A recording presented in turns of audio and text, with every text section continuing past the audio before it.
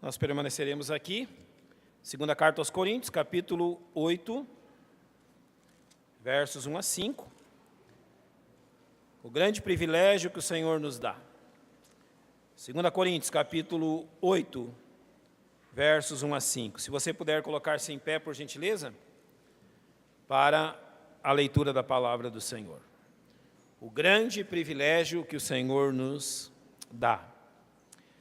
Diz assim em 2 Coríntios capítulo 8, versos 1 a 5. Também, irmãos, vos fazemos conhecer a graça de Deus dada às igrejas da Macedônia. Como em muita prova de tribulação, houve abundância do seu gozo, e como a sua profunda pobreza abundou em riquezas da sua generosidade.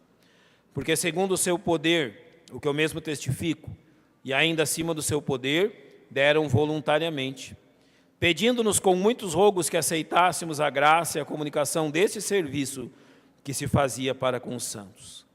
E não somente fizeram como nós esperávamos, mas a si mesmos se deram primeiramente ao Senhor e depois a nós, pela vontade de Deus.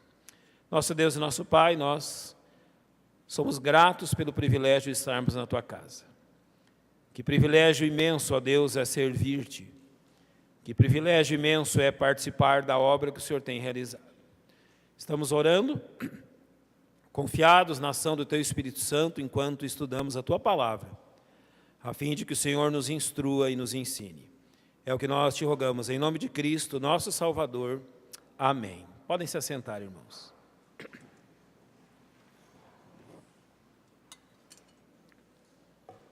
Eu já disse em outras oportunidades aos irmãos que o contexto de 2 Coríntios capítulo 8, capítulo 9, é a pobreza que se abateu sobre a igreja em Jerusalém, as dificuldades que se abateram sobre os irmãos reunidos em Jerusalém, de tal forma que a igreja em Jerusalém passou a padecer necessidade.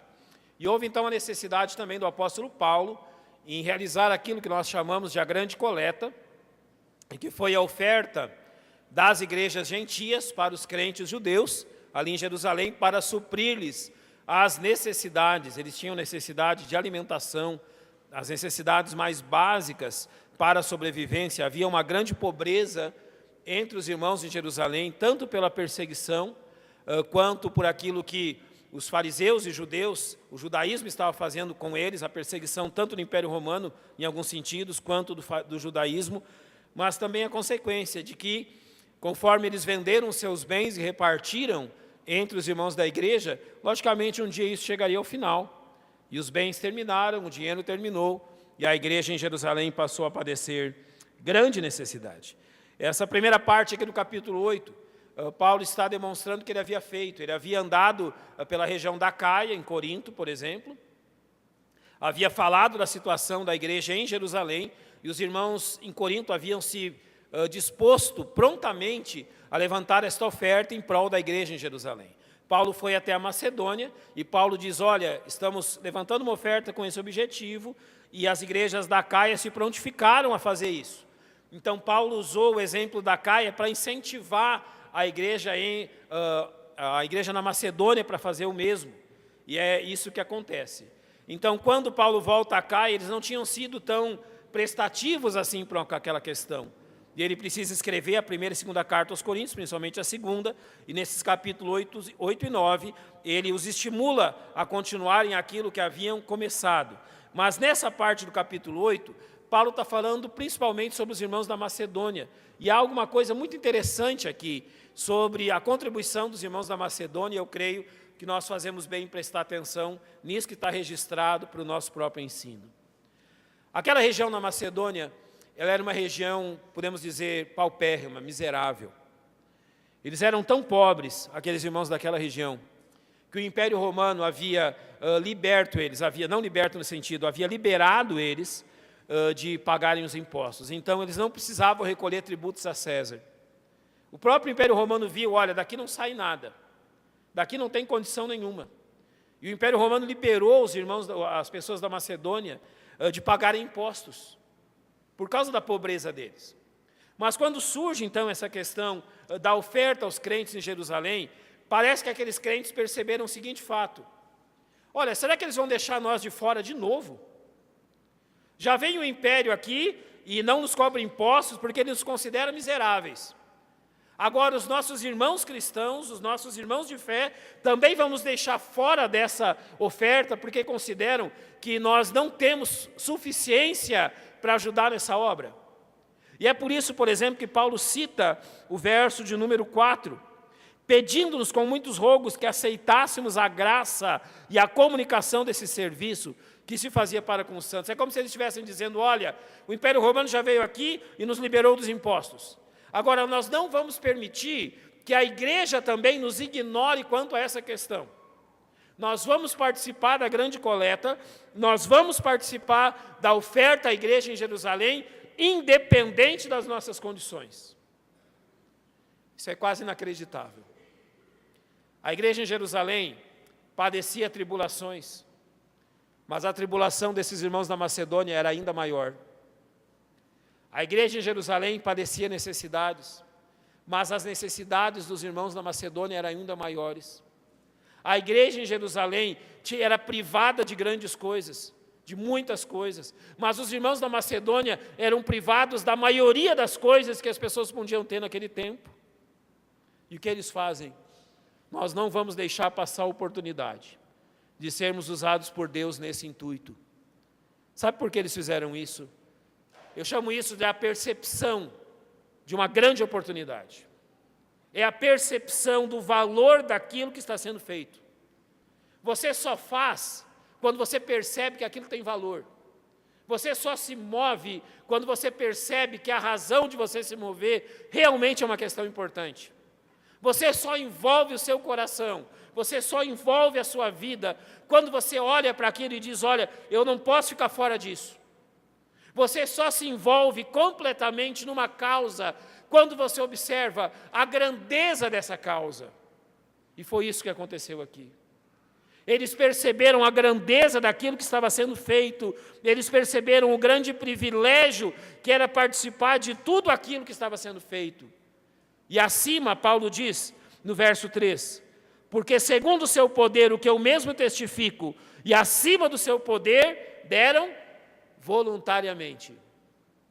Eles deram voluntariamente, acima do seu poder, porque aquela causa tocou no seu coração. Porque aquela causa realmente chegou à compreensão deles. O grande privilégio que o Senhor estava dando aos crentes daquela época, e eles não permaneceram fora disso. Deixa eu falar para você sobre o grande privilégio de uma igreja fazer missões. Permita-me lhe dizer algo nesta manhã sobre o grande privilégio que é uma igreja estar envolvida em missões. Você conhece bem o texto de Marcos 16,15 que diz, e disse-lhes, ide por todo o mundo e pregai o evangelho a toda a criatura. Note, em primeiro lugar, que Marcos 16,15 não traz uma opção, traz uma ordem, um imperativo. Nota, em primeiro lugar, que quem diz isso está ordenando. Ele está dizendo, vão por todo mundo, preguem o evangelho a toda a criatura, não deixem ninguém fora dessa questão. Então, a grande questão que envolve missões é o fato que quem nos deu a ordem de missões é o nosso Salvador. Qualquer outra pessoa que nos tivesse dado essa ordem, o apóstolo Paulo, ou alguém do Velho Testamento, ou qualquer outro nome do Novo Testamento, não teria o peso de recebermos essas ordens dos lábios do nosso Salvador. Foi Jesus que morreu na cruz por nós, que deu a ordem de irmos por todo mundo e pregarmos o Evangelho. Foi o Senhor que deu a sua vida por nós, que nos dá a ordem que missões é para ser realizada enquanto a igreja estiver nesse mundo. Ele não tem crédito para isso. O Senhor Jesus não tem autoridade para isso. Nenhuma outra pessoa teria. Mas Ele a tem. E é Ele que nos diz isso. A ordem vem do nosso próprio Salvador, aquele que deu a sua vida por nós. Em Provérbios capítulo 11, verso 30 diz, o fruto do justo é árvore de vida, e o que ganha almas, quem sabe? É sábio. Participar de missões é sabedoria. Trabalhar para missões é sabedoria. Participar do sustento de missionários é sabedoria. Nós nos julgamos sábios para tantas coisas, nos julgamos sábios para as coisas que não vão mudar a nossa vida, mas talvez desprezamos aquilo que é sabedoria para mudar a vida de tantas pessoas que estão escravas do pecado. Alguém fez isso por nós. Deus nos enviou sábios a nos pregar o Evangelho. Sábios que entenderam o valor desta obra. E nós somos chamados a ter a mesma sabedoria. Quando a igreja se envolve com missões, a igreja é sábia. Quando a igreja trabalha por missões, a igreja está agindo com sabedoria. Mas notem também o que diz 1 Coríntios 9,16. Porque se anuncio o Evangelho, não tenho de que me gloriar, pois me imposta essa obrigação. E ai de mim, se não anunciar o Evangelho. Enquanto a igreja envolve-se com missão, com sabedoria, ela sabe que se ela não fizer isso, ela está em dívida com seu Senhor.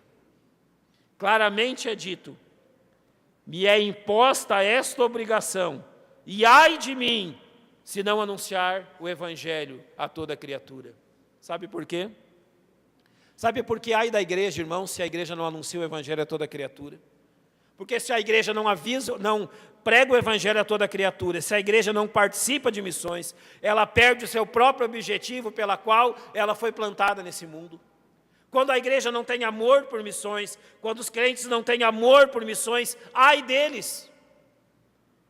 Eu já percebi e já acompanhei o fechamento de diversas igrejas. O fim de igrejas que foram igrejas sólidas, sábias. O fim de igrejas que foram luz aonde elas estavam plantadas. Igrejas que plantaram outras igrejas. Igrejas que serviram para ganhar almas na sua comunidade. Igrejas que serviram para enviar pastores e missionários ao campo. Igrejas que serviram como um candelabro de luz em meio às trevas do lugar onde elas estavam. E hoje não existem mais. Fecharam as suas portas. O Senhor afastou delas o seu candelabro. E em todos os casos você percebe que a infidelidade começou exatamente quando a igreja voltou as costas para missões. Parece que aqui nós temos uma matemática. Parece que aqui nós temos uma conta a fazer. Quanto mais os crentes se envolvem na obra missionária, quanto mais a igreja se envolve na obra missionária, mais ela é fortalecida pelo Senhor. Quanto mais a igreja se envolve em missões, mais o Senhor derrama bênção sobre elas. Quanto mais crentes e igrejas amam missões, parece que o Senhor firma as suas raízes naquele lugar e ela é simplesmente inabalável.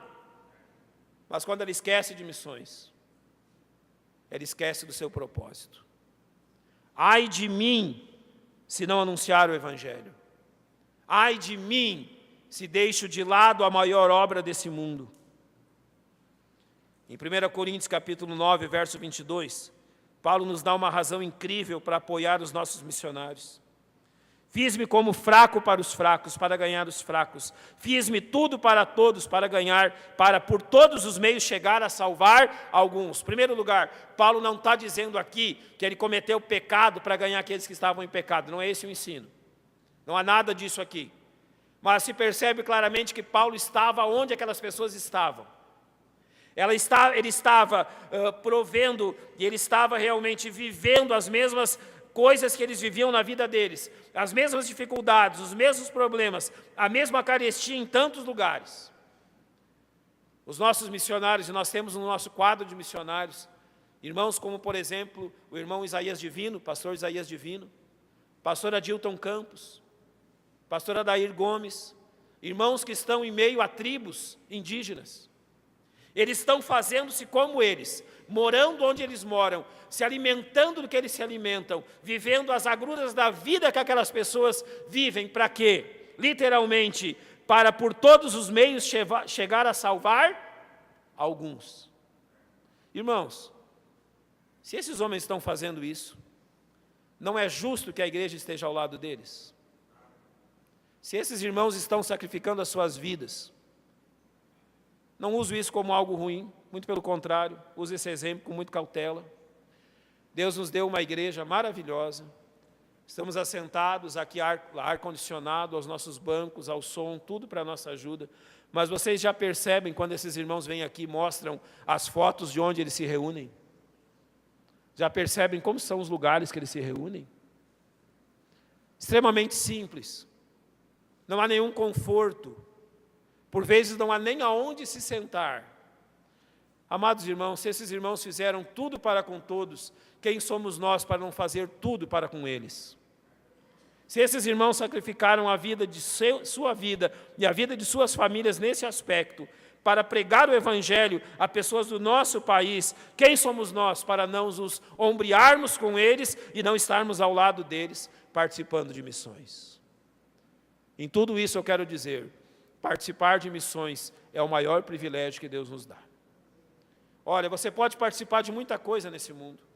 Você pode participar de muitas atividades sociais, você pode participar de muitas coisas que esse mundo realiza, mas Deus te chama a participar da obra mais importante que há nesse mundo, daquele fato que define a eternidade das pessoas, conhecer Cristo ou não. Participar de missões é um privilégio inigualável, guarde isso no seu coração. Eu quero dar-lhes, para nós completarmos, 4 razões para que firmemente nós participemos da obra missionária em todos os aspectos. A primeira delas é aquela que compunge o nosso coração, é o amor de Cristo por aqueles que estão perdidos. Se não houvesse nenhuma outra razão para fazermos missões, se não houvesse nenhuma outra razão para participarmos da obra missionária, o amor de Cristo, sendo a única razão, seria a razão suficiente. Nenhuma outra razão pode ser colocada ao lado dessa razão. O fato que Jesus morreu na cruz pelos perdidos. E João 3,16 mostra isso tão claramente. Porque Deus amou o mundo de tal maneira que deu o seu Filho unigênito, para que todo aquele que nele crê não pereça, mas tenha vida eterna. Milhões e milhões de pessoas perecem nesse mundo e no nosso país, diariamente sem Cristo. Eles são responsáveis pela sua incredulidade e nós responsáveis por lhes pregar a verdade. Porque Paulo diz em 2 Coríntios 5,14, porque o amor de Cristo nos constrange, julgando nós assim, que se um morreu por todos, logo todos morreram. O amor de Cristo nos constrange, ele é aquilo que nos move. O amor de Cristo é a razão maior do envolvimento desta igreja com missões. Foi o amor do Senhor Jesus que enviou missionários há tantas décadas atrás a ganhar alguns da minha família para Cristo. Foi o amor de Cristo que fez com que aqueles missionários maltratados naquele campo permanecessem. Eu creio que eles tinham todas as razões para ir embora daquele lugar. E eles não foram. Isso é amor. Foi o amor de Cristo que conquistou cada um daqueles que da minha família conhecem Cristo hoje. Não foi outra razão. Foi o amor de irmãos que enviaram aqueles amados missionários a nos pregar o Evangelho, coisa que nós jamais ouviríamos de outra forma. Um lugar de incredulidade, de dureza de coração, aonde o Evangelho trouxe luz. Há algo tão importante nesse desejo do Senhor pela salvação, que 2 Pedro 3,9 diz assim, o Senhor não retarda a sua promessa, ainda que alguns a tenham por tardia, mas é longânimo para conosco, não querendo que alguns se percam, senão que todos venham a arrepender-se. Então nós temos que dizer nesse contexto, por que o arrebatamento ainda não aconteceu? Por que o Senhor ainda não buscou a sua igreja? Porque a igreja ainda tem uma missão missionária a ser cumprida. Ainda há missões a serem feitas, há obras a serem feitas, porque Deus quer que todos venham a arrepender-se. Ainda há lugares a conquistar. Ainda há a Bíblia a ser traduzida a tantas línguas. Acredite, no nosso país ainda há dezenas de tribos indígenas que não falam a nossa língua, a língua que é própria do nosso país, e que não tem um versículo só da Bíblia transmitido ou traduzido na sua própria linguagem. Pessoas que jamais ouviram falar de Jesus. Pessoas que jamais souberam que Jesus morreu por eles. Deus não retarda a sua promessa. Ele quer ver homens salvos. E quando Deus nos chama a missões, Ele está dizendo para nós proclamarmos o amor de Cristo a essas pessoas. E ele está dizendo que o Senhor não está retardando a sua promessa, mas Ele está sendo longânimo para que nós possamos realizar a obra que a nós foi confiada. Um segundo propósito, que é o propósito de Deus para a vida da nossa igreja, que é o propósito de Deus para a vida das igrejas nesse mundo. Deus tem um propósito para a sua igreja nesse mundo. E notem, a igreja não foi criada, irmãos, para permanecer entre quatro paredes. Eu quero usar um exemplo com você. Quem aqui já leu com atenção os evangelhos e sabe me dizer aonde Cristo morreu? Vamos tentar descrever o lugar que Cristo morreu? Vamos? Primeiro vamos olhar, aonde foi colocada a cruz? Fora da cidade, num monte em forma de caveira. Mas ela estava onde? Lá fora. Não foi colocada dentro da cidade. Estava lá fora em um, vamos dizer, um lugar de passagem de muitas e muitas pessoas.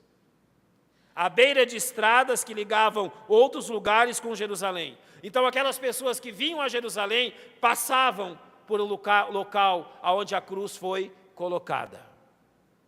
Quem eram as pessoas que estavam ao redor da cruz? Normalmente as pessoas que ficavam no lado de fora da cidade, ou estavam ali cometendo crimes, ou estavam ali porque não podiam entrar na cidade, ou estavam ali porque a cidade não os aceitava, ou estavam ali mendigando, ou estavam ali como servos do império, como aqueles soldados romanos, ou estavam ali como os escribas e fariseus, apenas para assistir aquela cena horrenda. Ali fora da cidade, estava todo tipo de pessoa que não tinha compaixão nenhuma pelo homem da cruz. Passavam tantas pessoas ali, que a declaração pregada sobre a cruz foi escrita em 3 línguas, para que todos que passassem soubessem quem era aquele homem e o que ele tinha feito. Sabe onde Jesus morreu? Jesus morreu lá fora, aonde os perdidos estão. A obra de missões da igreja, claro que é fortalecida aqui dentro, mas a obra de missões da igreja ocupa e encontra a sua razão lá fora onde os perdidos estão. Se nós permanecermos unicamente entre as nossas 4 paredes, no conforto da nossa igreja, se simplesmente nós pensarmos que estarmos aqui dentro é tudo o que devemos fazer, nós estamos esquecendo onde Jesus morreu. Estar entre as 4 paredes da igreja é um lugar seguro. E quem diz que Jesus morreu num lugar seguro? Estar entre as 4 paredes da igreja nos isola dos pecadores desse mundo. Mas foi lá em meio aos pecadores que Cristo morreu. A obra missionária foi consumada em meio a pessoas ímpias, a um mundo perdido e sem compaixão. Estar dentro da igreja é excelente. Reunir-se com a igreja é muito bom, mas enquanto não pensamos que a igreja deve ir além das suas 4 paredes, nós não cumprimos o propósito que Cristo nos deu. Sim, nós devemos ir muito mais adiante do que simplesmente dentro dos nossos próprios muros. Uma terceira razão para nós participarmos de missões está em Romanos 1,16. Porque não me envergonho do Evangelho de Cristo, que é o poder de Deus para a salvação de todo aquele que crê. Literalmente, a razão para participarmos de missões é a confiança plena que temos no remédio que Deus nos deu, o Evangelho. Deixa eu dizer algo a você que norteia aquilo que eu entendo como ministério pastoral. Eu creio que não há nenhuma questão na vida de qualquer pessoa que o Evangelho não tenha poder de agir. Eu creio sinceramente que não há nenhuma pessoa, por mais dura que seja o seu coração, que esta dinamite de Deus não possa explodir e transformar. Eu creio sinceramente que não há nenhum pecador nesse mundo que possa resistir à verdade do Evangelho. Eles podem se manter incrédulos, eles podem dizer que não aceitam, mas eles são obrigados a reconhecer que o Evangelho é a verdade. Irmãos, nós temos o maior remédio do mundo nas nossas mãos. Nem a educação, nem os governos, nem a economia, nem nada nesse mundo podem fazer o que o Evangelho faz.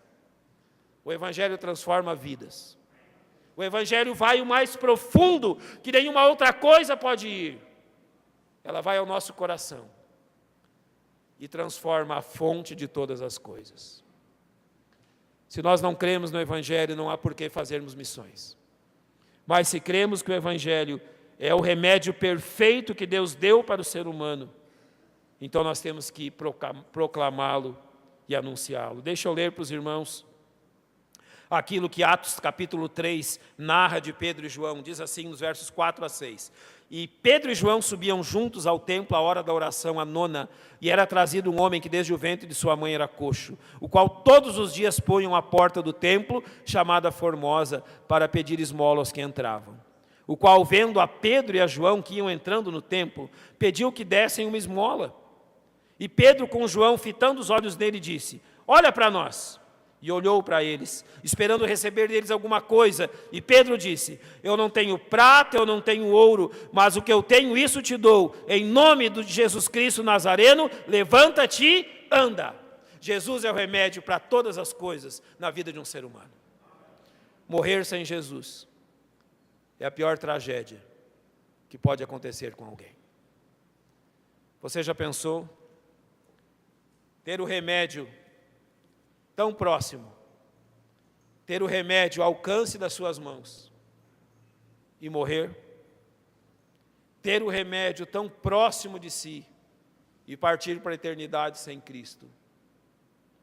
Nós cremos que o Evangelho é o supremo remédio que Deus nos deu e por isso praticamos missões, para que esse remédio possa ser conhecido por todas as pessoas. E finalmente, para terminarmos, a quarta razão é a alegria de sermos obedientes ao nosso Deus. É a alegria de sermos obedientes àquilo que Ele nos mandou. Mateus 25, verso 23 diz: disse-lhe o seu Senhor: bem está, bom e fiel servo, sobre o pouco fostes fiel, sobre muito te colocarei, entra no gozo do teu Senhor. Não há nada melhor a um crente do que saber que ele agrada ao coração de Deus.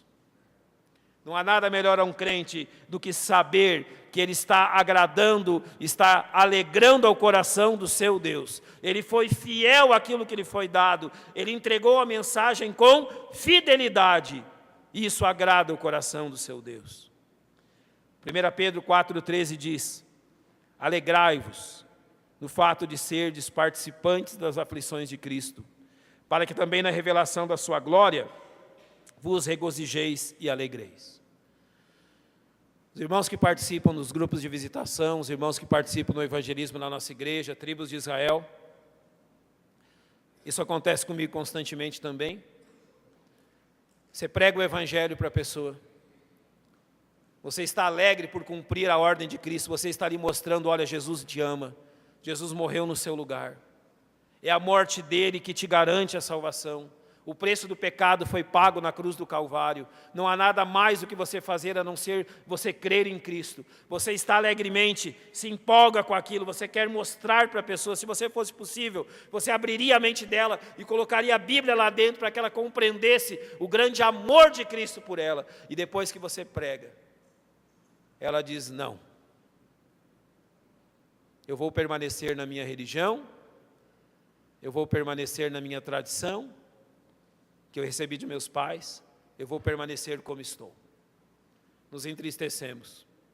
Sabe por que nós nos entristecemos? É tão duro ver alguém rejeitando Cristo.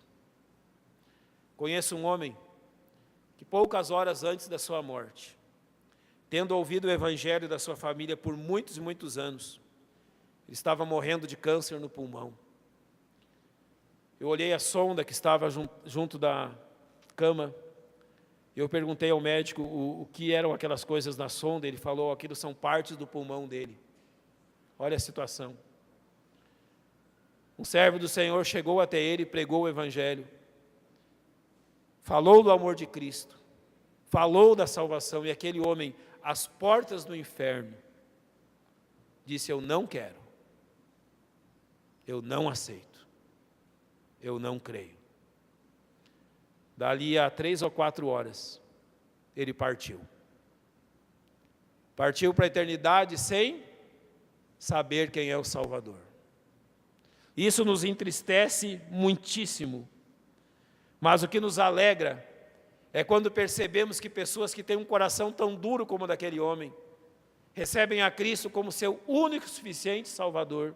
Numa visita, numa pregação na igreja, em algum lugar que nós estamos, nós nos regozijamos e nos alegramos quando percebemos que o Evangelho tem feito o efeito na vida daquelas pessoas e os tem transformado. O final do texto de 1 Pedro 4,13 diz: para que também na revelação da sua glória vos regozijeis e alegreis. Ou seja, quando Cristo vier nos buscar, quando formos arrebatados ao céu, nós vamos perceber algumas coisas que nós não percebemos nesse mundo. Pessoas para quem pregamos o Evangelho, que nem soubemos que um dia vieram a fé em Cristo, adentrando os portões celestiais. Pessoas que nós nem imaginamos que existiam, adentrando os portões celestiais, ao ouvirem o Evangelho e crerem em Cristo, pela ação de missionários sustentados por esta igreja. Coisas na eternidade que nós vamos descobrir, e que enchem o nosso coração de alegria e de regozijo. Irmãos, nós podemos, como crentes, escolher participar ou não desta obra, sabendo que ambas as decisões têm consequências. Não participar da obra missionária tem suas consequências, na vida e na igreja. Mas abraçar essa obra é um privilégio imenso, que tem consequências na vida e na igreja. Eu comecei lendo sobre os irmãos macedônios no capítulo 8 de 2 Coríntios. Eu quero encerrar falando deles. Eles tinham razões para dizer não. Eles tinham razões para ficar sentado e quietinho no seu banco. Como eu disse, as tribulações que eles passavam eram muito maiores do que as tribulações da igreja em Jerusalém. Eles podiam ficar assentados nos seus bancos dizendo: olha, enquanto essa obra é feita, nós somos tão pobrezinhos, tão coitadinhos, tão fraquinhos. Vamos ficar sentados aqui de cabeça baixa enquanto a obra é feita. Eles podiam olhar para a pobreza deles. Eles podiam se assentar no banco, abaixar sua cabeça e dizer: olha, nós somos tão pobrezinhos, ninguém vai ter coragem de dizer para nós ofertarmos também. Pobres de nós. Eles podiam ter ficado no seu lugar quietinhos para que ninguém os percebesse. Mas o que foi que eles fizeram? Eles levantaram um rogo. Eles queriam que todos ouvissem que eles estariam participando daquela obra. Ao invés de ficarem assentados no seu banco, eles ergueram a sua voz dizendo: nós não permitiremos que essa obra passe sem a nossa participação. Isso é um rogo não é só um pedido, o rogo é alguém que está desesperado dizendo: nós não deixaremos passar a oportunidade. Esse privilégio é grande demais. Amados irmãos, deixa eu ser sincero com vocês. Eu procuro sempre ser. Se aqueles homens foram capazes de fazer isso, nós também somos. Se aqueles homens foram capazes de transformar o seu tempo, nós também somos. Eu quero terminar dizendo isso a vocês. Sabe qual foi uma das consequências da atitude deles? Quase 2000 anos depois, nós estamos lendo o que eles fizeram. Quase 2000 anos depois, aqui nesse livro está registrado o que eles fizeram. Sabe quem eram eles? Pobres, miseráveis, de uma região miserável, de quem nem o Império Romano queria cobrar imposto.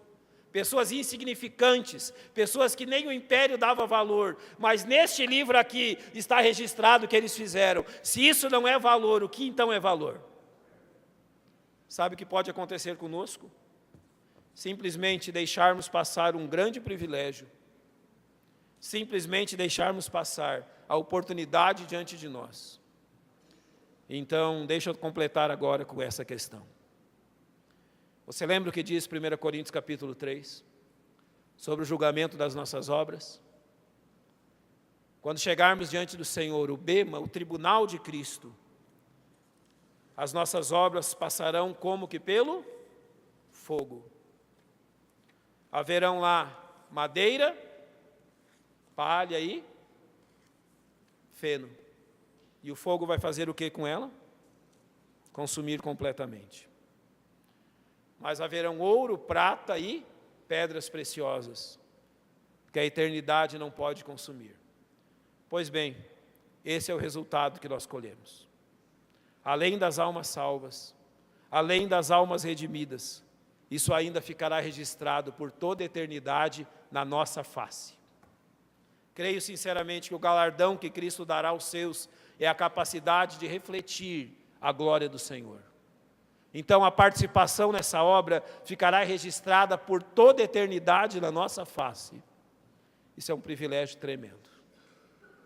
Pense bem, meu irmão, pense bem, minha irmã, não deixe passar a oportunidade. Não sabemos quantos dias temos, não sabemos quanto tempo temos. O tempo é agora, o momento é este. Tomemos a decisão de sermos firmes diante do Senhor sempre. Vamos fechar os nossos olhos, vamos orar.